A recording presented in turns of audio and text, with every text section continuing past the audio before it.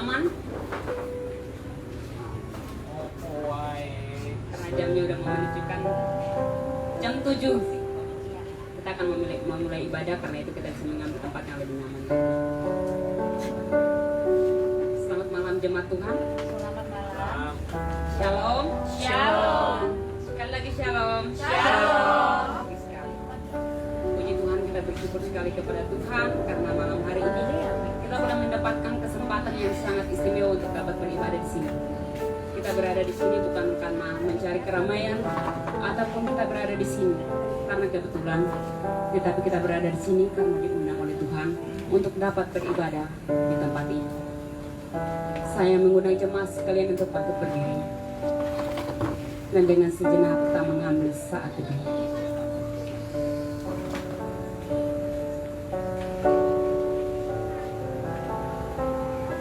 Bapa di dalam kerajaan surga, Bapa yang kami puji dan kami sembah melalui anak-Mu Yesus Kristus.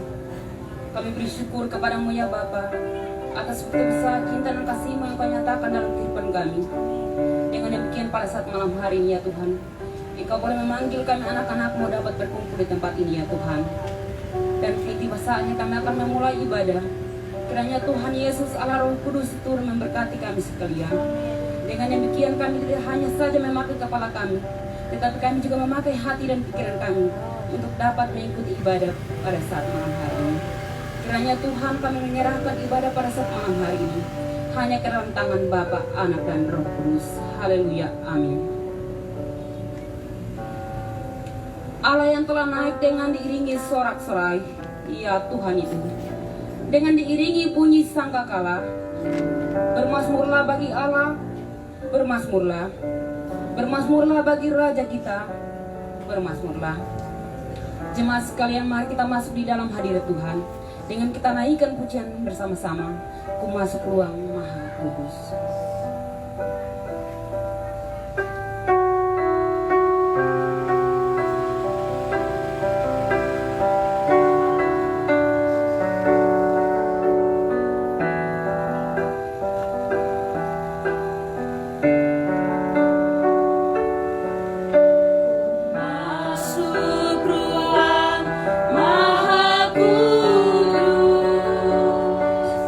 Dengan darah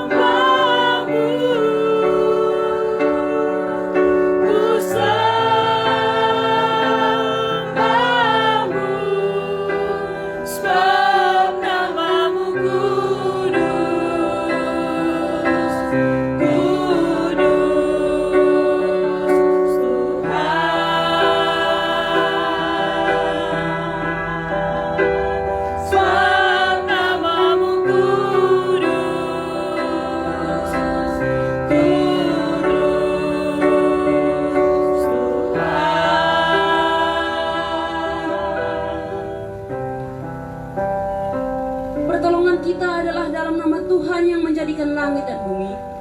Ibadah kita pada saat ini ditabiskan dalam nama Allah Bapa, Putra, dan Roh Kudus. Kasih karunia, rahmat dan damai sejahtera dari Allah, Bapa kita dan Kristus Yesus Tuhan kita dan persekutuan Roh Kudus menyertai saudara. Amin. Jemaat Tuhan dipersilakan dulu.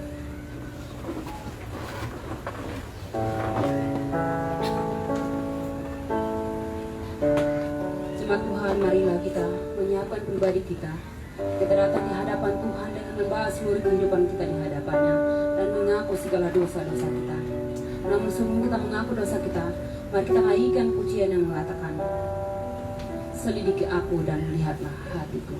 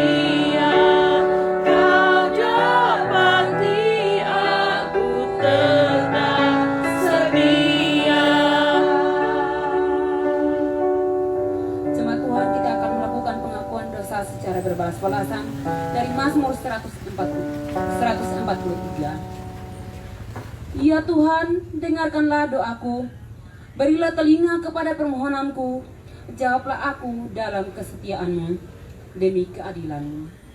Janganlah berperkara dengan hamba-Mu ini, sebab di antara yang hidup tidak seorang pun yang benar di hadapan-Mu. Sebab musuh telah mengejar aku dan mencampakkan nyawaku ke tanah, menempatkan aku di dalam gelap seperti orang yang sudah lama mati. Aku menadahkan tanganku kepadamu, jiwaku haus kepadamu, seperti tanah yang tandus. Jawablah aku dengan segera, ya Tuhan, sudah habis semangatku. Janganlah sembunyikan wajah-Mu terhadap aku, sehingga aku seperti mereka yang turun ke liang kubur. Bersama-sama, lepaskanlah aku daripada musuh-musuhku, ya Tuhan. Padamu-lah aku berteduh, ajarlah aku melakukan kehendak-Mu, sebab Engkaulah Allahku, Kiranya rohmu yang baik itu menuntun aku di tanah yang rata. Jemaat Tuhan, dengarkanlah berita anugerah yang terambil dalam Mazmur 32 ayat yang kedua dan ayat yang kelima. Berbahagialah manusia yang kesalahannya tidak diperhitungkan Tuhan dan yang tidak berjiwa penipu. Dosaku kuberitahukan kepadamu dan kesalahanku tidaklah kusembunyikan. Aku berkata, aku akan mengaku kepada Tuhan pelanggaran-pelanggaranku, dan Engkau mengampuni kesalahan karena dosaku. Jemaat Tuhan, mari kita bersama-sama memperbaharui komitmen kita dengan kita membaca dari 1 Korintus pasal yang kelima ayat yang ke-19. Sebab Allah mendamaikan dunia dengan dirinya oleh Kristus dengan tidak memperhitungkan pelanggaran mereka. Ia telah mempercayakan berita perdamaian itu kepada kami. Puji besarkan nama Tuhan. Jemaat Tuhan dipersilakan duduk kembali. Jemaat Tuhan, marilah kita siapkan diri kita untuk mendengarkan sabda dan kebenaran firman Tuhan yang akan disampaikan oleh hamba-Nya. Mari kita naikkan pujian yang mengatakan, Kaulah segala.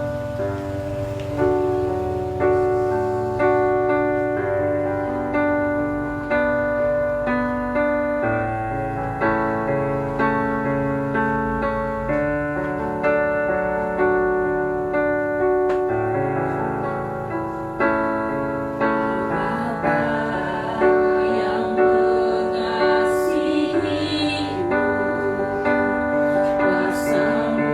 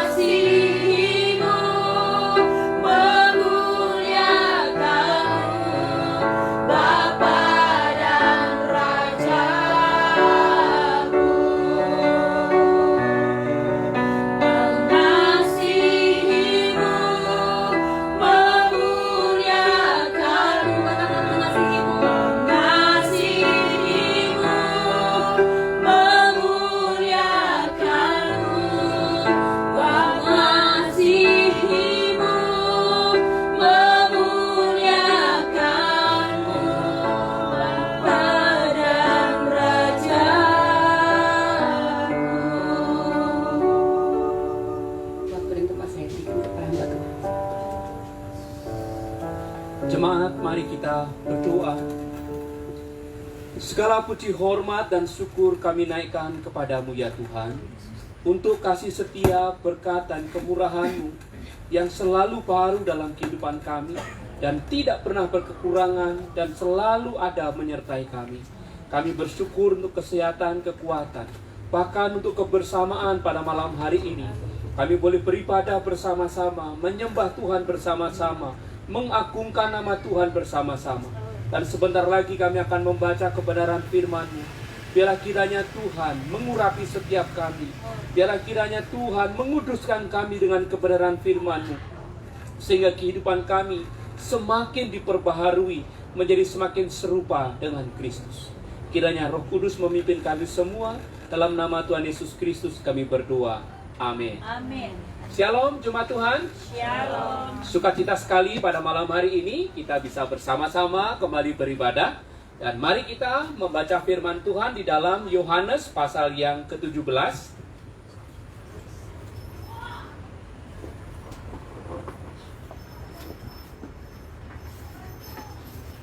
Yohanes 17 ayat 17 sampai dengan yang ke-19.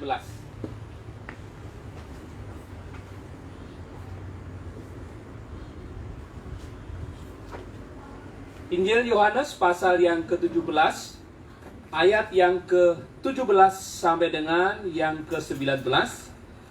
Kita masih berserikan tentang khotbah misi karena gereja kita sekarang adalah bulan misi.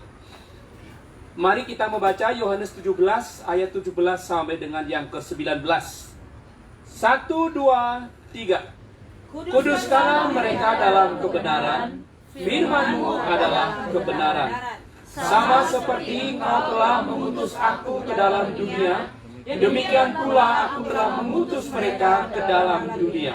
Dan aku memutuskan diriku bagi mereka, Supaya mereka pun dikuduskan dalam kebenaran. Amin. Amin. Saudara-saudara, sebelum kita merenungkan firman Tuhan lebih dalam, izinkan saya mengajukan satu pertanyaan. Pertanyaannya adalah, berapa banyak di antara kita yang tidak pede dengan dirinya sendiri? Ada? Banyak? Ya. Jadi begitu lihat orang yang lebih ganteng, kita langsung tunduk kepala. Aku orang jelek.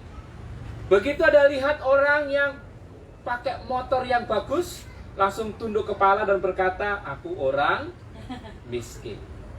Begitu lihat orang tanya, orang kamu tinggal di mana? Aku tinggal di daerah situ. Di mana? Di jalan itu. Kita langsung berkata, waduh, sengsaranya hidupku. Di peta pun rumahku tidak ada. Ada punya pengalaman seperti itu? Kita merasa diri kita buruk. Kita merasa diri kita tidak istimewa. Kita merasa diri kita nothing special di hadapan orang. Sehingga kita merasa tidak ada yang bisa dibanggakan dengan kehidupan kita ini.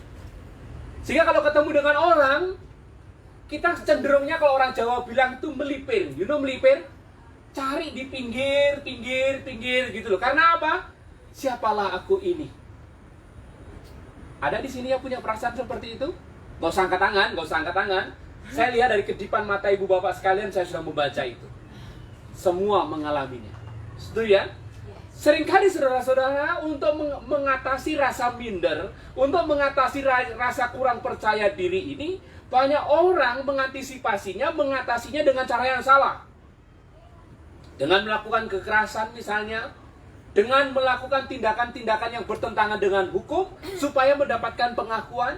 Ada pula yang paling sederhana, paling murah, yaitu dengan melakukan yang namanya minum dan mabuk.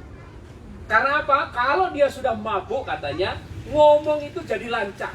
Kalau yang biasanya nggak berani ngomong di depan, kalau sudah kena pengaruh air kata-kata itu, katanya ngomongnya jadi berani. Jadi mulut yang terkunci kalau sudah kena pengaruh air kata-kata, katanya ngomongnya bisa lancar. Kayak tadi saudara-saudara, kami dari chapter Sanur itu sebenarnya sudah cepat jalannya ke sini cepat. Kecepatan motor kita lumayan tinggi. Tapi tiba-tiba saya langsung mengerem kiri dan kanan, depan dan belakang. Untung ada displiknya yang gitu ya, aman. Karena apa saudara? Motor di depan saya, motornya Pixon kalau nggak salah, boncengan. Tiba-tiba yang dibonceng itu kayak apa namanya? Kayak karung, you know karung? Tiba-tiba itu jatuh tuh, puk begitu. Jadi orang yang dibonceng itu jatuh, puk guling-guling. Langsung tidur dia di situ. Ternyata baru kita tahu yang dibonceng itu ternyata mabuk. Jadi di jalan kita diskusi, kok orang tadi itu nggak teriak-teriak ya? Kalau kita pasti teriak-teriak. Kok dia tidur terus? Istri saya bilang, dia pun jatuh mungkin juga nggak tahu kalau dia jatuh gitu loh ya. Banyak cara untuk mengatasi gambar diri yang buruk yang dilakukan oleh orang-orang dunia. Tapi hari ini firman Tuhan mengajak kita untuk berdiri dengan kepala yang tegak. Hidup kita istimewa di hadapan Tuhan. Hidup kita berharga di hadapan Tuhan. Tuhan mempercayai kita, kita istimewa. Dari mana kita tahu? Perhatikan ayat yang ke-18. Perhatikan ayat yang ke-18. Kita akan melihat diri kita malam hari ini dengan cara pandang yang baru. Ayat yang ke-18. Dikatakan begini, sama seperti engkau telah mengutus aku ke dalam dunia. Masih ingat kata sama seperti yang saya khotbahkan minggu yang lalu? Dengan kualitas yang sama, dengan otoritas yang sama, dengan wewenang yang sama, dengan kepercayaan yang sama, equal. Sama seperti engkau telah mengutus aku. Masih ingat kenapa Kristus harus datang ke dalam dunia? Kristus datang ke dalam dunia bukan untuk kepentingannya dia sendiri. Kristus datang ke dalam dunia bukan cari masa. Kristus datang ke dunia bukan untuk mendapat pengakuan. Kristus datang ke dunia bukan untuk senang-senang. Kristus datang ke dunia untuk menjalankan penugasan dari Bapa di surga. Untuk apa? Untuk menjadi juru selamat bagi semua manusia. Bagaimana caranya? Dengan dia menjadi rupa seorang manusia dan mati di atas kayu salib. Nah, sama seperti, dengan kualitas yang sama, dengan wewenang yang sama, dengan bobot perintah yang sama, seperti Bapa sudah mengutus aku. Sekarang perhatikan di ayat selanjutnya. Demikian pula, apa di sana saudaraku? Aku telah mengutus mereka. Siapa mereka di sini? Siapa mereka di sini? Murid-murid. Siapa di sini? Setiap orang percaya. Siapa di sini? Saudara sekalian. Siapa di sini? Jemaat Kairos. Kita mendapatkan kepercayaan dari Tuhan untuk menjadi utusan-utusan Tuhan. Dengan wewenang, dengan otoritas yang sama seperti Kristus terima dari Bapa, demikian pula Kristus memberikan otoritas, wewenang dan kuasa kepada kita untuk kita masuk ke dalam dunia. Jadi saudara-saudara, malam hari ini saya rindu kita melihat diri kita dengan cara yang baru, bahwa kita ini utusan Tuhan. Kita ini apa saudaraku? Utusan Tuhan. Nah, kasih tahu kiri kanannya, kamu utusan Tuhan. Amin. Lihat ya, saya sekali lagi lihat ya. Kita ini bukan orang sembarangan. Kita ini bukan orang sembarangan. Soal fisik semuanya punya masalah, semuanya punya kekurangan. Tetapi kita punya keistimewaan. Kita ini utusan Tuhan. Siapa yang mengutus kita? Ayo, siapa yang mengutus kita? Yesus Kristus. Pada kebaktian kenaikan Tuhan Yesus kemarin, saya menceritakan apa di kitab Matius pasal 28. Kepadaku sajalah telah dipercayakan kuasa atas mana? Surga dan bumi. Nah, pribadi yang penuh dengan kuasa itu, pribadi yang tidak ada taranya itu, pribadi yang tidak punya tandingannya itu, mempercayai kita untuk jadi apa? Utusan. Bukankah ini sesuatu yang sangat istimewa, saudara? Bukankah ini sesuatu yang sangat terhormat? Mari kita sekarang melihat diri kita dengan cara yang pandang yang baru. Mari kita lihat sekali lagi diri kita dengan cara yang pandang yang baru, bahwa hidup yang kita hidupi setiap hari bukan lagi sekedar hidup sebagaimana biasanya. Bukan lagi hidup sebagaimana rutinitasnya, tetapi ingatlah selalu hidup yang kita jalani adalah kehidupan dari pengutusan Tuhan. Jadi apapun profesi yang Tuhan percayakan kepada kita, jangan lagi dilihat hanya sebagai sarana untuk mendapatkan uang. Jangan hanya dilihat sebagai sarana untuk ekspresi. Jangan dilihat sebagai sarana untuk aktivasi diri. Jangan dilihat sebagai sarana untuk eksistensi diri. Kalau kita melihat kehidupan kita yang mengaku sudah percaya Kristus hanya untuk itu, terlalu rendah. Kalau kita melihat hidup kita hanya sekedar cari uang, kalau kita melihat hidup kita hanya sekedar untuk mempertahankan hidup, kalau kita melihat hidup kita hanya untuk sekedar cari bakat, itu terlalu rendah. Tuhan melihat kita jauh lebih tinggi daripada itu. Kita harus melihat hidup kita sebagai utusan Kristus. Amin, saudaraku. Amin. Jadi mungkin hari ini kau merasa, aduh, aku ini bisa apa? Aku ini banyak kekurangan, aku ini banyak kelemahan. Kabar baiknya Tuhan percaya kepadamu. Engkau yang merasa lemah, kabar baiknya Tuhan percaya kepada kamu yang lemah. Engkau yang merasa diri banyak kekurangan, kabar baiknya Tuhan percaya kepadamu yang banyak kekurangan itu. Tuhan mau memakai engkau yang lemah, Tuhan mau memakai engkau yang penuh kekurangan, Tuhan mau memakai engkau yang banyak cacat celah itu untuk sebagai utusannya. Jadi ketika engkau bekerja, jangan lagi dilihat sebagai pekerjaan itu sebagai sarana cari uang semata. Jangan lagi dilihat itu hanya sebagai sarana untuk mendapatkan sesuatu sehingga kita bisa mencukupi kebutuhan kita. Kita harus memberikan pemaknaan jauh lebih tinggi. Melihat pekerjaan itu sebagai ladang pengutusan daripada Tuhan untuk kita kerjakan. Amin. Amin, saudaraku. Amin. Jadi kalau kita kerja di di perumahan, kerja rumah tangga misalnya, ada yang bekerja sebagai pembantu rumah tangga. Lihatlah itu sebagai ladang yang dimana melalui engkau bekerja itu, engkau menyaksikan Yesus Kristus yang menang itu. Engkau menyaksikan Yesus Kristus yang penuh kasih itu. Engkau menyaksikan Yesus Kristus yang penuh kuasa itu. Kalau engkau kerja sebagai tukang bangunan, jangan lagi hanya sebagai pekerjaan untuk mendapatkan uang harian yang 100.000 itu. Tapi engkau harus lihat, inilah ladang yang Tuhan utuskan kepadaku untuk aku masuki, dan di sini aku harus menjadi saksi bagi Kristus. Amin.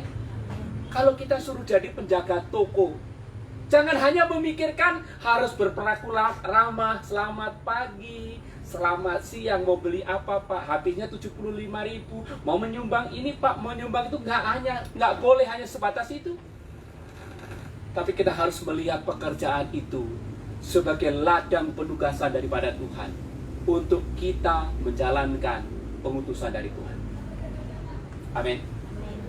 Saya percaya, saya sungguh yakin, kalau kita melihat ke ladang kehidupan, kalau kita melihat kehidupan yang kita jalani itu sebagai penugasan daripada Tuhan, kita tidak akan pernah lagi main-main dengan pekerjaan yang Tuhan percayakan kepada kita. Mungkin hari ini Pak Simon, rumah tanggaku udah kacau banget. Rumah tanggaku ini banyak masalah. Hai, kabar baik, Tuhan mengutusmu di tengah keluarga yang seperti itu untuk menjadi saksi. Amin. Jadi mengerti ya? Jadi tak boleh lagi mengeluh dan menangis, Tuhan, betapa malang nasibku di keluarga ini. Sekarang kabar baiknya dirubah. Tuhan, terima kasih Engkau mempercayaiku untuk menjadi utusanmu di tengah keluarga yang seperti ini. Aku percaya Engkau yang sudah memberikan kepadaku kesempatan dan ladang pelayanan seperti ini, Engkau pula yang akan memberikan kemampuan kepadaku untuk mengerjakan penugasanmu itu. Amin. Amin. Coba cari kita, yakin nggak? Coba. Kok aku lihat? Bisa dimengerti saudara-saudara? Ayo kita kembali kepada firman Tuhan ya. Kembali kepada firman Tuhan. Tuhan mengatakan dan memperlakukan dan melihat diri kita dengan cara yang istimewa, cara yang spesial. Jangan mau diprovokasi oleh iblis. Jangan mau digandoli oleh masa lalu. Jangan mau diintimidasi dengan kegagalan yang sudah ada. Hari ini Tuhan melihatmu istimewa. Hari ini Tuhan memperlakukanmu istimewa. Tuhan mempercayaimu untuk menjadi utusan Kristus. Sama seperti Bapa percaya kepada Kristus, demikian pula sekarang Kristus mempercayai kita untuk menjadi utusan-utusannya masuk ke dalam dunia. Amin. Saya percaya kalau kita menyadari bahwa hidupku adalah sebagai utusan Tuhan, engkau akan bekerja dengan jujur walaupun tidak ada yang mengawasi. Engkau akan mengelola keuanganmu dengan bertanggung jawab walaupun tidak ada yang kontrol. Tahu ya? Kalau suami biasanya yang kontrol siapa? Istrinya misalnya begitu ya. Engkau akan mengelola keuanganmu dengan jujur, dengan penuh tanggung jawab. Karena apa? Bukan takut diinspeksi. Bukan takut karena KPK. No, bukan. Karena kita tahu, aku mengatur keuanganku dengan baik. Karena aku sebagai utusannya. Aku bekerja dengan baik, aku bekerja dengan disiplin, walaupun tidak ada mandor yang melihat, walaupun tidak ada tuannya, walaupun tidak ada bosku yang mengawasi. Aku bekerja dengan penuh tanggung jawab karena aku sadar aku di sini karena diutus oleh Tuhan. Amin. Jangan jadi orang Kristen yang jadi batu sandungan. Mengerti maksud saya? Wih, kalau ngomong haleluya puji Tuhan, tapi giliran kerja males. Yang kedua, hitung-hitungan. Yang ketiga, pinter nipu. Tipu sana, tipu sini, alasannya banyak-banyak. Saya punya teman dulu waktu saya di Jakarta, itu sampai teman saya itu ngomong begini, saya tidak akan pernah lagi pakai karyawan orang Kristen, katanya gitu. Kenapa brother? Dia jawab, orang Kristen itu banyak alasan. Alasannya disuruh lembur sedikit, nggak mau. Katanya mau apa? Komsel. Disuruh overtime sedikit, nggak mau. Karena apa? Mau kunjungan. Dia apa lagi nggak mau, tapi kalau urusan gaji nggak pernah dia nggak mau. Selalu menuntut tepat pada waktunya. Saudara, hari ini saya mau kita punya konsep yang baru. Hidupmu begitu berharga di hadapan Tuhan. Orang boleh merendahkanmu karena latar belakang. Orang boleh merendahkanmu karena masa lalu. Orang boleh merendahkanmu karena kebiasaan yang pernah kamu lalui di masa yang lalu. Tapi kabar baik bagi kita hari ini, engkau istimewa di hadapan Tuhan. Tuhan mempercayaimu, Tuhan memilihmu, Tuhan mempercayaimu untuk menjadi utusannya.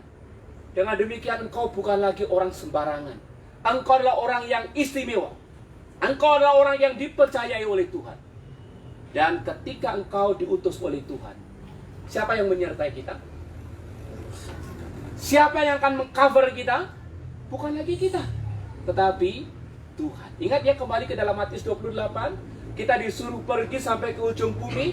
Di ayat 20 diakhiri dengan kata apa? Ketahuilah aku menyertai kau senantiasa sampai kapan? Sampai kapan? Artinya waktu kita berada di tempat penugasan kita, walaupun peperangannya itu begitu berat, jangan pernah gentar, jangan pernah takut, jangan pernah kecut hati, jangan pernah tawar hati. Karena kau tidak pernah jalan sendiri.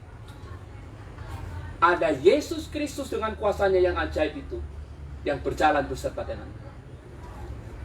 Amin. Jadi kalau nanti mulai pulang dari sini, orang mengintimidasi engkau akan berkata, dalam nama Yesus, itu masa laluku. Sekarang aku adalah utusan Kristus, aku harus menjalani kehidupan yang baru, dengan cara yang baru, dengan tujuan yang baru. Amin. Nanti kalau ada teman-teman mengintimidasi engkau, tinggal teriak, Tuhan tolong aku, engkau turun tangan. Saya mau kasih contoh. Saudara. Saya kasih contoh. Misalnya, di setiap negara itu kan ada namanya kedutaan. Tahu ya? Kedutaan, duta besar. Itu artinya itu utusan-utusan negara untuk hadir di negara Indonesia misalnya. Lalu dia itu akan diperlakukan sebagai warga negara terhormat. Jadi kalau saudara-saudara di jalan itu ada mobil platnya itu ya pasti berbeda ya. Biasanya warnanya putih. Orang yang di dalamnya itu orang penting. Yang namanya mobil kedutaan itu. Kalau duta besar misalnya, duta besar Amerika di Indonesia, misalnya namanya Jimmy, ya kan? Namanya siapa? Jimmy. Orangnya setinggi saya, mungkin juga nggak lebih ganteng dari saya, misalnya, ya kan? Lalu dia datang ke sini. Namanya Jimmy, datang ke greenhouse. Lalu di sini si Jimmy itu tak ketok kepalanya, ketuk, sampai benjol. Oke? Yang marah Jimmy atau pemerintah Amerika? Pemerintah Amerika. Saya ulang ya. Pada waktu saya ketok kepalanya Jimmy, jeder ini, lalu kepalanya benjol segede apa namanya? Segede apa? Pingpong. Jangan pingpong lah, kegedean, segede kelereng. Iya kan? Tuk, langsung benjol, set, gitu kan? Lalu diliput media massa meliput. Siapa yang marah? Pemerintah Amerika. Pemerintah Amerika atau Jimmy seorang? Pemerintah Amerika. Kenapa? Karena Jimmy mau. Karena Jimmy itu datang ke Indonesia itu sebagai utusan pemerintah Amerika. Paham di sini? Sama dengan kehidupan kita, saudaraku. Pada waktu Tuhan berkata kita diutus untuk masuk ke dalam dunia, Kalau ada orang memperlakukan kita dengan tidak hormat, dengan cara yang tidak baik, mereka punya urusan bukan dengan kita, tapi dengan siapa? Tuhan. Dengan Tuhan yang mengutus kita. Amin. Amin. Siapa kita? Utusan. Oleh sebab itu, nah ini sekarang ini, kalau tadi sudah manis-manisnya didengar, yang menyukakan hati sudah didengar, biasa khotbah eksposisi. Sekarang pil pahitnya saya kasih, iya kan? Udah seneng kan ya, kita semua utusan Kristus kan? Nah, Tuhan tidak mau pada waktu kita menjadi utusan itu, kita menjadi utusan yang gagal. Tuhan tidak mau kita itu menjadi utusan-utusan yang justru mempermalukan orang yang mengutus. Tuhan tidak mau itu. Tuhan mau kita menjadi utusan-utusan yang berhasil mengerjakan misi itu dengan sebaik-baiknya. Oleh sebab itu, ada ayat 17. Ayat 17 itulah yang akan menjamin kita menjadi utusan-utusan Kristus dengan baik. Ayat 17 ini menjadi prasyarat yang akan memastikan kita bisa menjadi utusan-utusan dengan baik. Apa itu? Mari kita baca ayat 17. Kuduskanlah mereka dalam kebenaran. Lalu dilanjutkan. Firman-Mu adalah kebenaran. Perhatikan baik. Pengudusan itu adalah syarat mutlak untuk kita dapat mengerjakan misi Tuhan. Tanpa pengudusan, mustahil kita bisa mengerjakan misi Tuhan. Dan sarana yang Tuhan pakai untuk menguduskan kita itu cuma satu, yaitu firman Tuhan. Saya ulang kalimat penting ini, tolong disimpan dalam hati. Pengudusan itu adalah syarat mutlak untuk dapat kita menjadi saksi Kristus yang baik. Dan sarana untuk kita dikuduskan itu cuma satu, melalui firman Tuhan. Mari perhatikan teks firman Tuhan di ayat yang ke-17, ini penting. Kuduskanlah mereka dalam. Jadi Tuhan Yesus berdoa untuk kita apa? Supaya kita diapain? Bukan supaya kita banyak uang. Tuhan tidak berdoa untuk itu loh. Tuhan tidak berdoa supaya kita punya rumah yang bagus. Tidak. Tuhan Yesus berdoa bagi para muridnya bukan supaya harta kita melimpah. Juga bukan itu. Tuhan Yesus juga tidak berdoa, Tuhan berikan Simon ini kesehatan yang luar biasa. Bahkan rambutnya pun kalau dicukur, pisau cukur tidak sanggup memotongnya. Tidak juga seperti itu. Doa Tuhan Yesus bagi kita adalah supaya hidup kita kudus. Sederhana. Supaya hidup kita kok mulai tegang. Tadi saya lihat mukanya berseri-seri loh. Yang seri pertama tadi mukanya berseri-seri, sekarang udah mulai menekuk muka. Doa Tuhan Yesus adalah setiap kita, hidup kita kudus. Kata kudus di sini memiliki arti disucikan, dikhususkan, dilokalisir dari dunia ini. Ingat, dikuduskan dalam apa, saudaraku? Kebenaran. Dalam kebenaran. Tuhan Yesus berdoa agar setiap kita ini disucikan, dimurnikan, dijadikan istimewa oleh firman Tuhan. Kok bisa ketemu firman Tuhan dari mana, Pak? Mari perhatikan firman Tuhan. Kalimat firman Tuhan begini. Kuduskanlah mereka dalam kebenaran. Lalu dilanjutkan apa? Firman-Mu adalah kebenaran. Firman-Mu adalah Kebenaran. Jadi sarana untuk menguduskan kata dalam dalam bahasa Yunani itu N, itu berbicara tentang instrumen, alat. Jadi alat untuk membuat kita kudus. Sarana yang bisa memposisikan kita kudus di hadapan Tuhan. Media yang dipakai untuk membuat kita kudus di hadapan Tuhan cuma satu. Dari kata N tadi itu, dalam kebenaran, yaitu firman Tuhan. Paham di sini? Jadi saudara-saudara, kalau kita pengen hidup kudus, pengen hidup seperti yang didesain oleh Tuhan, pengen menjadi seperti yang didoakan oleh Tuhan, jawabannya cuma satu. Firman Tuhan. Amin. Cuma masalahnya adalah, izinkan saya bertanya. Dalam satu hari, berapa banyak waktu yang kita habiskan untuk membaca firman Tuhan? Dalam satu hari. Berapa banyak waktu yang kita investasikan untuk membaca firman Tuhan? Berapa banyak waktu yang kita gunakan untuk nonton YouTube? Berapa banyak waktu yang kita gunakan untuk nonton sosial media, misalnya kayak Facebook, Instagram, Twitter? Berapa banyak waktu untuk kita eksis di TikTok? Berapa banyak waktu yang kita gunakan untuk berinteraksi di media sosial, misalnya di jejaring sosial itu, misalnya di WhatsApp atau yang lainnya? Saya mau tanya, dari sekian banyak waktu aktivitas kita 24 jam sehari, berapa banyak waktu yang kita gunakan untuk menggumuli firman Tuhan? Kalau di total dari pagi sampai malam, apakah ada 1 jam? Kurang ya? 5 jam? Kok malah tertawa? Oh, 10 jam? Tidak ada. Lalu dalam sehari berapa menit? Sekarang saya turunkan standar saya. Berapa menit kita gunakan untuk devosi, untuk merenungkan firman Tuhan? 5 menit? Tadi saya bikin pertanyaan. 1 hari itu berapa kali kita berapa banyak waktu kita membaca firman Tuhan? Pilihan yang pertama, kalau sempat. Pilihan kedua, 5 menit. Pilihan ketiga, 10 menit. Lalu jemaat itu tadi di chapter-chapter yang lain menjawab dengan jawaban nomor 1. Kalau sempat. Kalau sempat, baca firman Tuhan. Kalau nggak sempat,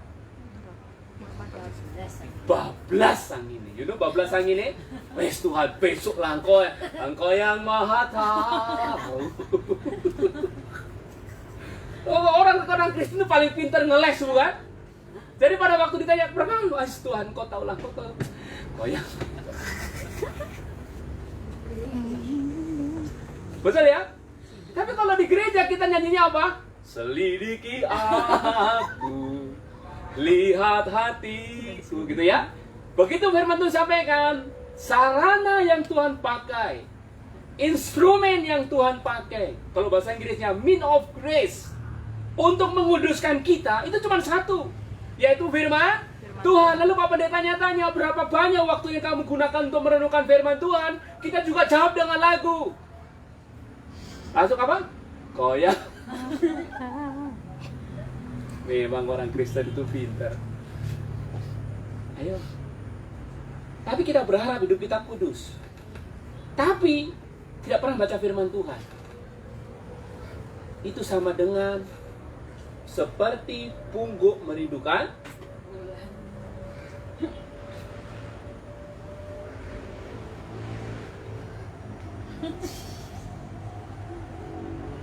Saudara, saya menyampaikan ini sebagai hamba Tuhan dan saya harus sampaikan. Kita harus berhenti dari kebiasaan ini. Ini kebiasaan yang tidak baik, ini kebiasaan yang merusak anak-anak Tuhan. Sehingga kita jadi mengerti kenapa jumlah orang Kristen banyak, tapi hidupnya tidak memberi dampak.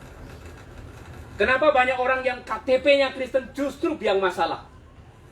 Pengen tahu kalau kita lihat di grup-grup WhatsApp itu, namanya Matius, namanya Markus, namanya Lukas, namanya Yohanes, namanya Elisa, namanya macam-macam, dengan posisi tangan di borgol. Karena apa? Nyuri batu, nyuri semen, nyuri besi dan segala macam. Kenapa sih kok begitu? Karena hanya sebatas identitas.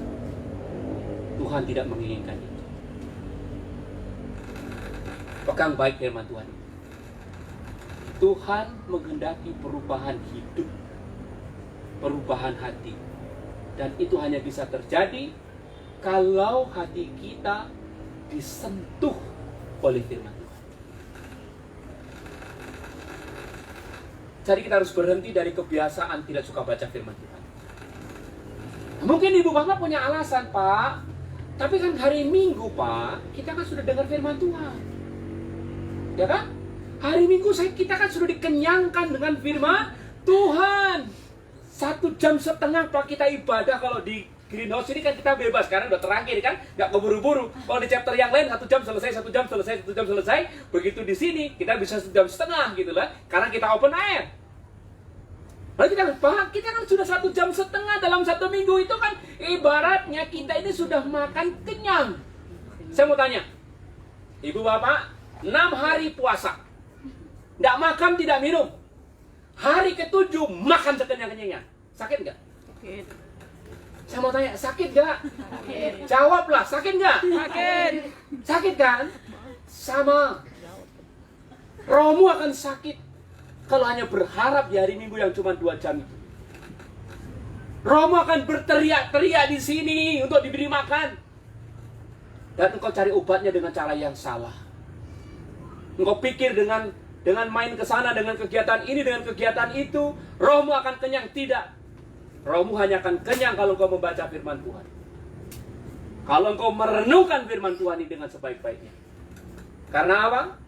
Sarana pengudusan hanya cuma satu. Lewat firman. Amin, saudaraku. Amin. Saya harus menyampaikan ini. Jadi jemaat Kairos, mulai sekarang tidak boleh malas baca Alkitab. Setiap firman Tuhan yang di-share oleh Ibu Gembala di grup WA kita, baca itu. Renungkan itu. Kalau tidak tahu, tanya. Karena renungan-renungan itu sudah dipilih, digumuli untuk membimbing kita supaya kita punya pergumulan, punya pertumbuhan rohani yang baik. Jangan jadi orang yang busung lapar secara rohani. Makan seminggu sekali, padahal makanan itu tersedia dengan berlimpah-limpah. Amin. Tak semangat kayak tadi sekarang. Karena ini masalah kita. Masalah kita. Pak, tapi kan saya suka share firman Tuhan, Pak. Ngerti? Suka share firman Tuhan? Dapat dari grup ini langsung di forward, dapat dari grup ini forward, begitu ya. Kalau saya ada orang lakukan itu, saya tuh sebel, saudara. Saya suka chatting. Kamu udah baca belum? Belum. Kurang ajar kamu. Kamu dapat, kamu kasih ke orang supaya orang lain baca, begitu ya kan? Itu nggak boleh. Dalam hidup ini harus berlaku namanya 4M. Ingat 4M. M yang pertama, membaca. Lalu setelah dibaca, diapain? Direnungkan. Direnungkan itu kayak dikunyah dulu, saudara. Dikunyah, di apa namanya, kalau bahasa kerennya itu, bahasa Inggrisnya itu di digest. Bagaimana firman itu bisa masuk dan kesepahaman dengan kita. Oke? Lalu kalau sudah meresap ke dalam hati kita, M yang ketiga itu dilakukan. Nah, kalau sudah dilakukan, kita sudah dapat manfaatnya, baru lakukan M yang keempat. Apa? Membagikan. Jadi rutenya ada 4, bukan 2. Rute 2 itu apa? Baca, bagi. Jadi biar orang lain punya urusan. Yang penting aku dicitrakan sebagai orang yang rohani. Jemaat Kairos berhenti melakukan itu. Untung aku nggak pernah share. Amin. Amin. Haleluya. Sesak nafas. Sesak napas, sudah. Saya sebagai hamba Tuhan harus menyampaikan kebenaran firman Tuhan.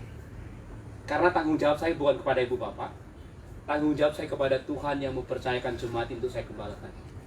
Ya, tadi di chapter yang lain saya ceritakan begini. Misalkan ibu bapak ini jadi seorang kaya raya, punya 1 orang anak. 1 orang anak ibu bapak itu kena namanya autis. Tahu kan penyakit autis yang anaknya hiperaktif begitu ya? Itu anak autis itu punya pantangan itu minimal 2. Nggak boleh makan manis, dan yang kedua nggak boleh makan tepung. Oke? Kalau makan manis dan makan tepung itu bakalan repot. Anak nggak bisa tidur, energinya tuh kayak berlimpah-limpah, aktifnya minta ampun. Jadi untuk mengurangi kegiatan yang hiperaktif tadi itu harus dikurangi semuanya. Lalu saya jadi pembantu. Nanti ya, saya jadi pembantu di rumah ibu bapak. Nah, karena saya pengen anak ini happy, nggak bikin ribet sama saya, dia sayang sama saya. Papa mamanya sudah, ingat ya Simon ya, kamu kalau ngerawat si siapalah cobotnya, si Owin. Kalau kamu ngerawat si Owin, kamu nggak boleh kasih gula, kamu nggak boleh kasih tepung. Pokoknya semua makanan yang ada unsur gula atau unsur tepung nggak boleh kamu kasih makan. Owin harus kamu kasih makanan ini, tunjukin 1, 2, 3. Jelas, clear? Nah, anak ini mulai merengek sama saya.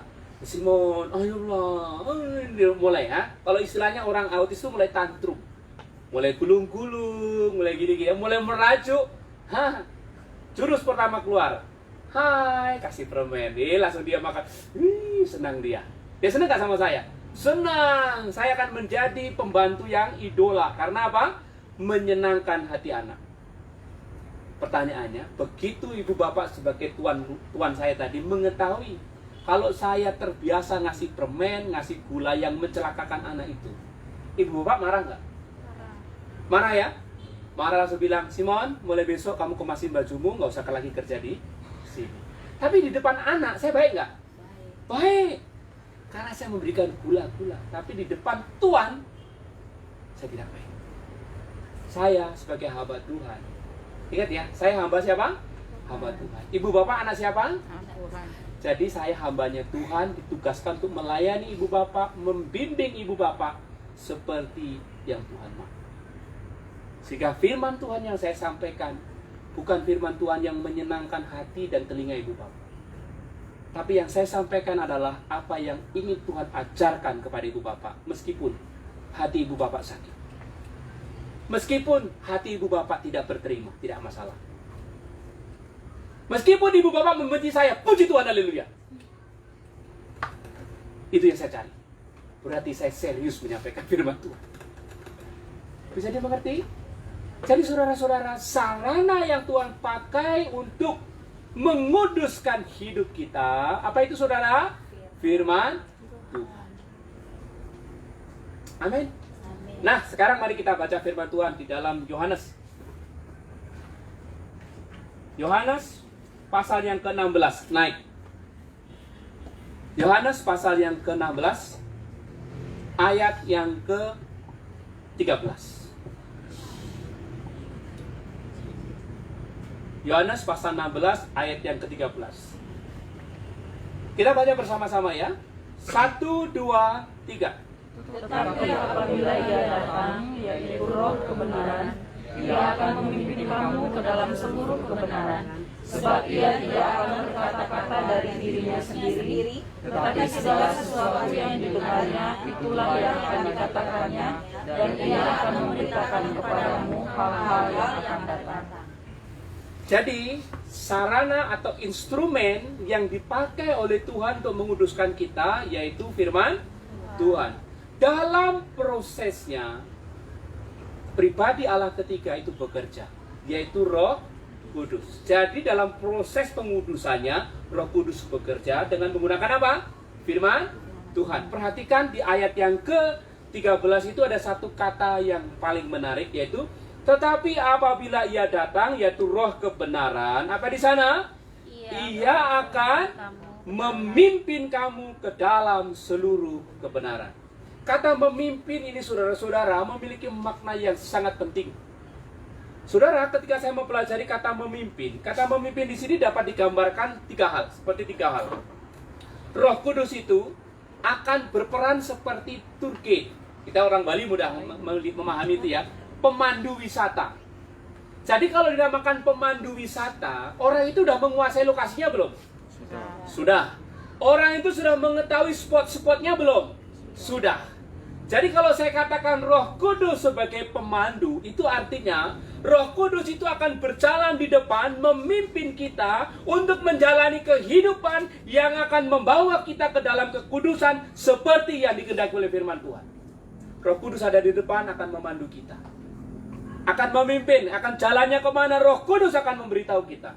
Kata memimpin itu Roh Kudus menjadi pemandu kita. Tapi kata yang sama, kata memimpin ini juga memiliki arti seperti seorang trainer, seorang pelatih. Artinya begini, lihat kan ya orang yang nge-gym datangnya misalnya datang perutnya buncit kayak saya begini atau kurang terproporsional. Lalu trainer itu akan mengatakan, ayo kamu harus punya berat ideal seperti ini, badan yang ideal yang seperti ini.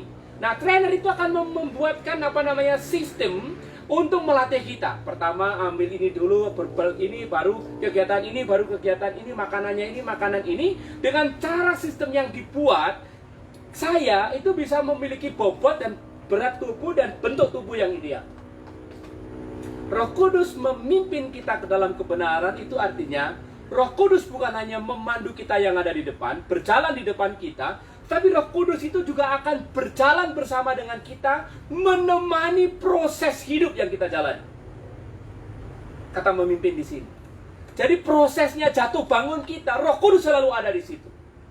Tangisan kita, Roh Kudus tahu. Keluhan kita, Roh Kudus tahu. Bahkan Roh Kudus akan berdoa untuk keluhan-keluhan yang tidak sanggup kita katakan. Pernah saudara punya masalah yang begitu berat, sehingga pada waktu berdoa, saudara tidak sanggup ngomong apa-apa. Hanya bisa berkata, oh Tuhan, tolong saya. Pernah seperti itu? Saya pernah setahun yang lalu. Setahun yang lalu. Saya pernah itu. Saya hanya bisa begini. Oh Tuhan, sambil nangis. Siapa yang akan melanjutkan? Roh Kudus yang akan menemani kita dalam proses itu. Jadi kata memimpin ini, Roh Kudus itu bukan hanya berjalan di depan yang akan harus kita ikuti, tapi Roh Kudus berjalan di dalam proses hidup yang kita jalani. Tapi kata memimpin ini juga memiliki arti, Roh Kudus itu seperti pemandu atau pengawas. Artinya apa? Kayak begini saudara-saudara, pada waktu kita jalan, lalu mulai belok kiri, mulai serong, dari belakang keluar plik, kanan sedikit, ya kan? Kita mulai jalan lagi, belok kanan, mulai ngantuk, kiri sedikit, gitu loh. Roh Kudus akan mengingatkan kita untuk itu. Jadi saudara, perhatikan baik, formulasinya begini. Firman-Mu adalah kebenaran. Jadi sarana untuk membuat kita kudus seperti yang dikehendaki oleh Tuhan, yaitu firman Tuhan. Ketika kita membaca firman, ketika kita merenungkan firman Tuhan, Roh Kudus akan memakai firman itu untuk memimpin kita. Dengan demikian, kalau kita melakukan di ayat yang ke-17 dengan baik, maka kita bisa menjalankan ayat 18 dengan baik. Kalau hidup kita dikuduskan, semakin hari semakin dikuduskan oleh kebenaran firman Tuhan, maka kesaksian kita pun makin hari makin baik. Kalau hidup kita malas baca firman Tuhan, hidup kita yang kita dengerin justru omongan orang, yang kita perbincangkan justru omongan orang, yang kita renungkan justru omongan orang, kesaksian kita justru bukan tentang Kristus, tapi tentang siapa? Omongan orang. Paham di sini? Jadi Tuhan mengutus kita menjadi utusan-utusannya. Tuhan mempercayai kita, dan oleh sebab itu jangan pernah main-main dengan penugasan ini. Jangan pernah main-main dengan hidup yang kita jalani setiap hari, mulai malam hari ini. Tuhan punya urusan yang serius dengan kita. Oleh karena itu, mari disiplin diri kita untuk belajar firman, merenungkan firman, dan biarkan Roh Kudus memimpin kita dalam segala kebenaran. Kiranya Tuhan menolong kita, mari kita berdoa. Bapa yang penuh kasih, pada malam hari ini kami berlutut di hadapan Tuhan, memohon ampun kepada Tuhan. Oleh karena selama ini kami cenderung menjadi seperti anak yang manja, yang minta dimengerti, yang minta dilayani, yang minta diikuti oleh Tuhan. Namun sesungguhnya Tuhan telah memperlakukan kami begitu istimewa. Tuhan memperlakukan kami sebagai pria wanita terhormat, karena Tuhan mempercayai kami untuk terlibat dalam pekerjaan-Mu yang mulia. Engkau mengutus kami untuk masuk ke dalam dunia, menjadi saksi-saksi, menjadi saksi tentang kasih-Mu, menjadi saksi tentang kuasa-Mu, menjadi saksi tentang pengampunan-Mu, menjadi saksi tentang pemulihan. Itulah sebabnya pada malam hari ini ya Tuhan, kami berdoa, ampuni kami Tuhan, ampuni keteledoran kami, ampuni ketidaksanggupan kami, dan kami mau mulai malam hari ini belajar untuk setia sungguh membaca firman-Mu, merenungkan firman-Mu, melakukan firman, supaya kehidupan kami diubahkan oleh kebenaran firman-Mu, supaya kehidupan kami diperbaharui oleh kebenaran firman-Mu, sehingga kami boleh menjadi saksi-saksi Kristus yang baik di tengah-tengah dunia ini. Biarlah kiranya damai sejahtera-Mu dan kuasa Kristus yang telah menang atas maut itu selalu menyertai kami senantiasa. Dalam nama Tuhan Yesus Kristus kami berdoa. Amin.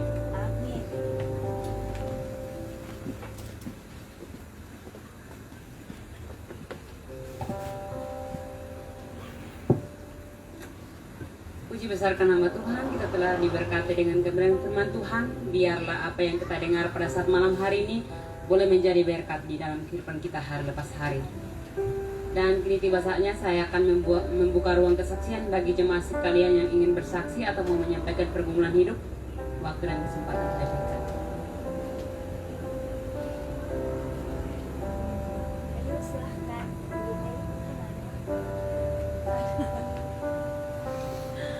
Pas, cukup Aman gitu. aman semuanya. Ya, jikalau tidak ada maka kita akan masuk dalam doa syafaat akan dipimpin oleh Bapak dan Ibu. Baik jemaat sekalian, mari kita berdoa.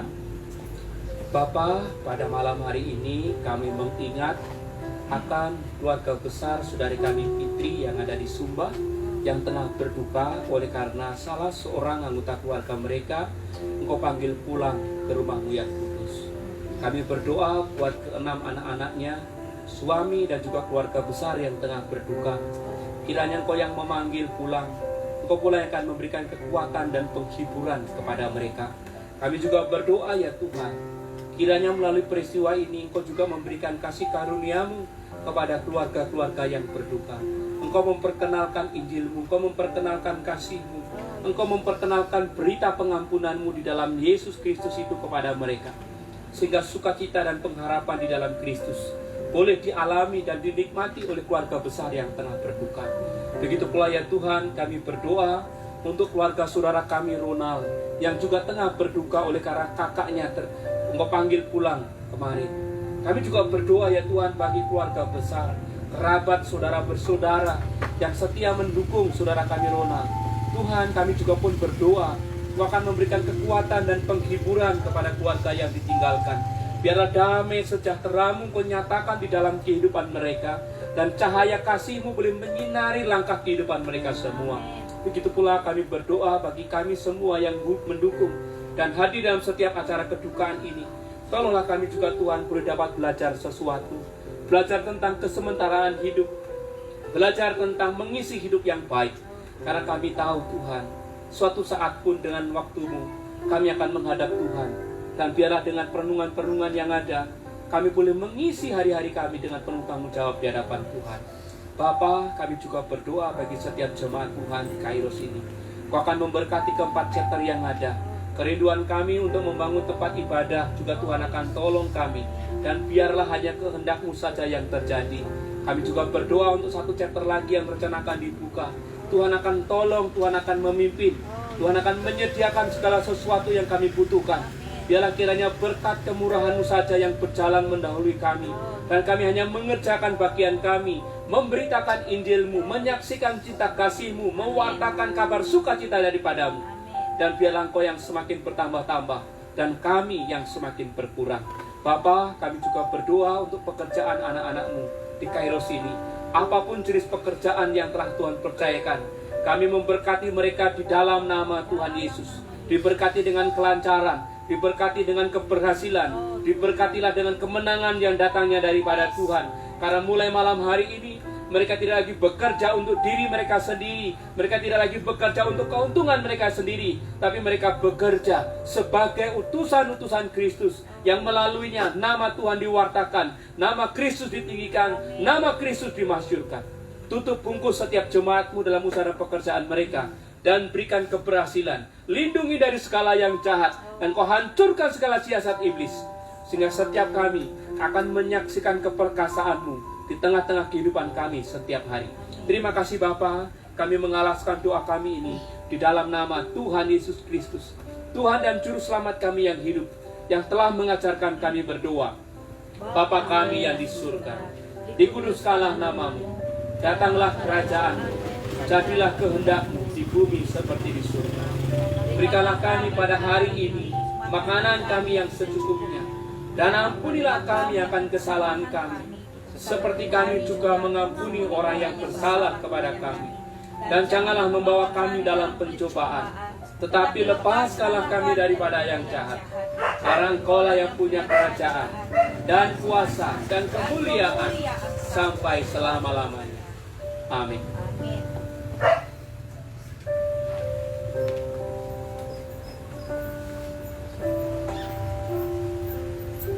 Itu saatnya kita akan mengembalikan sebagian dari apa yang kita dapatkan Karena itu yang bertugas mempersiapkan diri dan menaikan pujian yang berkata, berkat Tuhan yang menjadikan kaya.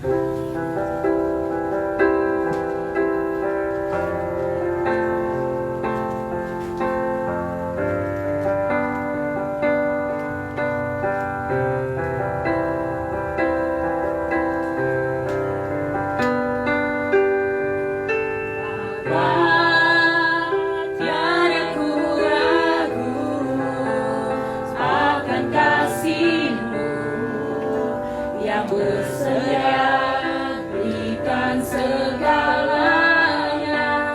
Bapa, Kaulah yang tahu semua yang ku perlu sebelum ku mengatakannya. Seperti burung di udara Kau pelihara, terlebih hidupku Kau pandang berharga.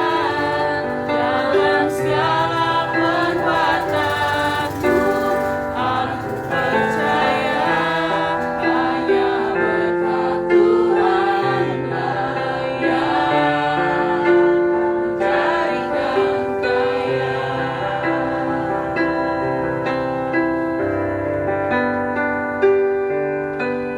Kapan tiada ku ragu akan kasih-Mu yang bersedia berikan segalanya.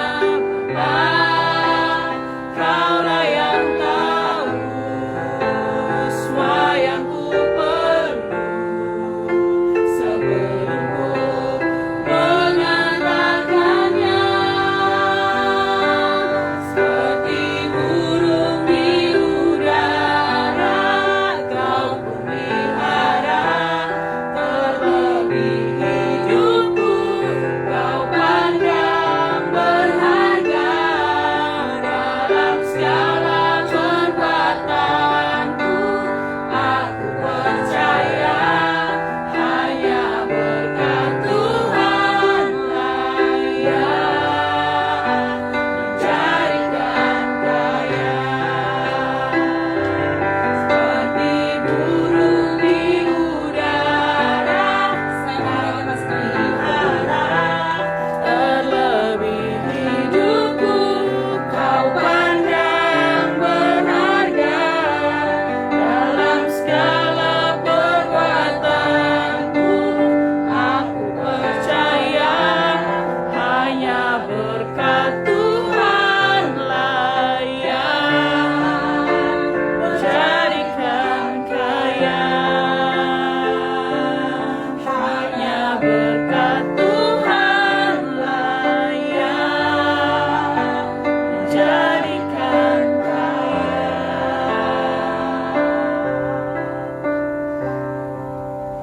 Jadi akhirnya saudara-saudara, semua yang benar, semua yang mulia, semua yang adil, semua yang suci, semua yang manis, semua yang sedap didengar, semua yang disebut kebajikan dan patut dipuji, pikirkanlah semuanya itu.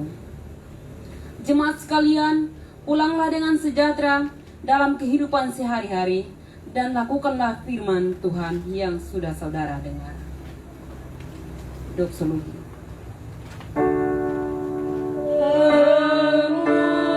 Kemuliaan bagi Tuhan di tempat maha tinggi.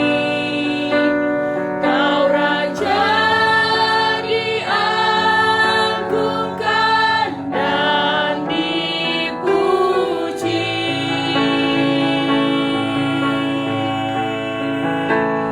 Datanglah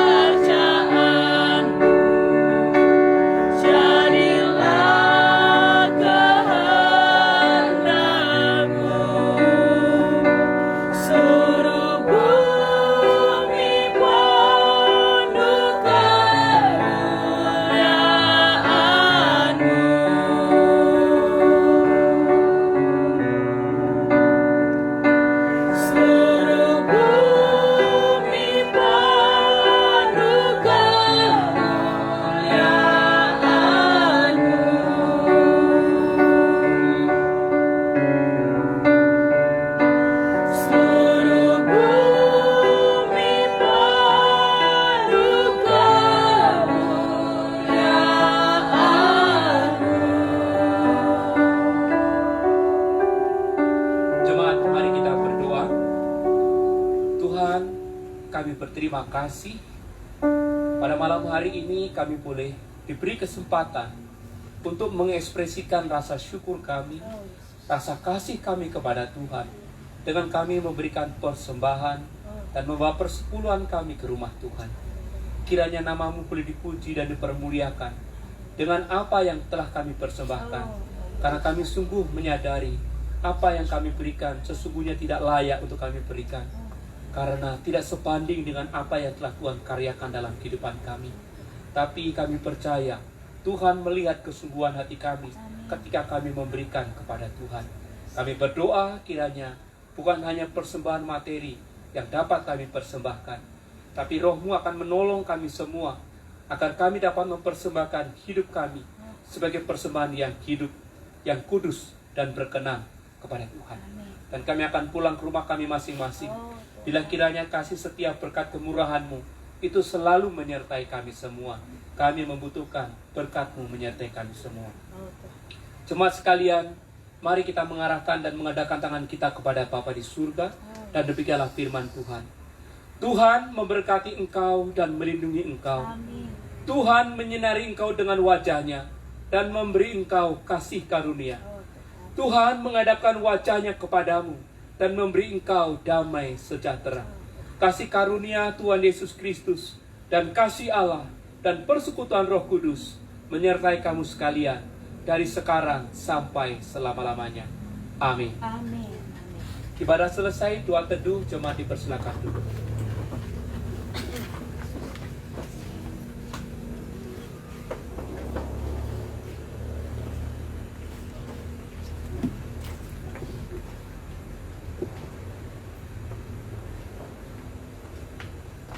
Baik, puji nama Tuhan, ibadah kita telah selesai. Dan sebelum kita akan kembali ke tempat kita masing-masing, saya akan menyampaikan beberapa pengumuman. Yang pertama, di tempat ini ya ditawarkan vaksinasi gratis. Ya, jadi Banjar ya Pak Dia ya? Banjar di tempat ini apabila Bapak Ibu saudara-saudara membutuhkan untuk vaksin, ya sangat diperbolehkan begitu ya. Syaratnya hanya memiliki KTP ya Pak Dia? Membawa KTP dan datang ke Banjar Tohpati. Ya, membawa KTP dan pelaksanaannya itu nanti di Banjar Tohpati dari tanggal 17 sampai tanggal 22 Mei ini. Ya, jadi bagi teman-teman, saya pikir ini sangat bagus sekali ya, apalagi kita yang mobilitasnya tinggi, bertemu dengan orang dan akan banyak berpergian ke tempat-tempat yang keramaian seperti itu. Kalau belum ada jalur untuk dapat vaksinasi, mungkin ini info yang sangat bagus ya, dan mari kita manfaatkan, bawa KTP dan datang ke Banjar Tohpati untuk mendapatkan vaksin gratis di sana. Kemudian selanjutnya KBS kita minggu ini. Biasanya di hari Senin itu ada KBS di Dalung, tetapi untuk minggu ini besok KBS libur karena kita akan pakai untuk ibadah pengantar jenazah seperti itu ya. Dari almarhum Riko, kakak dari saudara kita Ronald yang pada hari Selasa akan berangkat ke Sumba. Jadi besok malam, Senin malam seperti itu. Mari kita semua apabila dijadwal mungkin kita tidak ada kesibukan, kita bisa datang bersama-sama di rumah duka Sanglah ya. Ibadah kedukaan itu akan berlangsung di jam 8 malam ya, di jam 8 malam kita akan bersama-sama di sana. Bagi teman-teman yang besok mungkin tidak ada kegiatan, bisa ikut kita di Rumah Sakit Sanglah. Yang melayani adalah Bapak Gembala kita ya, Jemaat Kairos. Kalau bisa meluangkan waktu, diharapkan kedatangannya. Kemudian berikutnya KBS di hari Selasa tetap berjalan seperti biasa sambil latihan untuk persiapan ibadah minggu. Hari Rebu KBS Panjer juga akan kita liburkan karena kita akan pakai Rebu malam untuk gladi bersih. Gladi bersih untuk apa? Hari Kamis tanggal 20 Mei jam 6 sore di tempat ini akan berlangsung peneguhan pernikahan kudus saudara Wawan dan saudari Winta ya. Mungkin bisa berdiri. Ya, kita harap ya. Dan Jadi hari Kamis nanti jam 6 sore di tempat ini akan berlangsung, dan Rebu malam kita akan pakai untuk gladi bersih ya dan dekor. Jadi teman-teman yang mungkin ayo kita ramaikan gitu ya untuk bisa bantu-bantu seperti itu. Rebu sekitar jam 6:30 ya, bisa lebih sedikit ya, kita akan bersama-sama di tempat ini untuk kita bisa mencari tahu apa yang perlu kita persiapkan agar acara hari Kamis sorenya bisa berlangsung dengan baik dan lancar di tempat ini. Mohon doanya Bapak Ibu sekalian yang bisa meluangkan waktu untuk datang ya, kita akan sangat berterima kasih. Mari kita dukung ya saudara kita Winta dan saudara kita Wawan yang akan diteguhkan dalam pernikahan kudus di hari Kamis nanti ya. KBS Pulau Ayu berjalan seperti biasa ya. Jadi masing-masing saudara-saudara kita yang di tempat itu yang sudah saya sebutkan tadi, kita perhatikan hal ini sehingga tidak ada misinformasi seperti itu. Oke, demikian saja. Oh iya, ya jadi ini momen gitu ya, momen saudara saudari Winta dan saudara Wawan yang akan mengikuti peneguhan pernikahan ini. Kita berharap ya banyak dari saudara-saudara kita yang lain yang bisa terinspirasi seperti itu ya. Tidak membutuhkan biaya yang banyak ya. Kita hanya butuh kesediaan hati untuk bisa diteguhkan di dalam pernikahan kudus. Karena apa?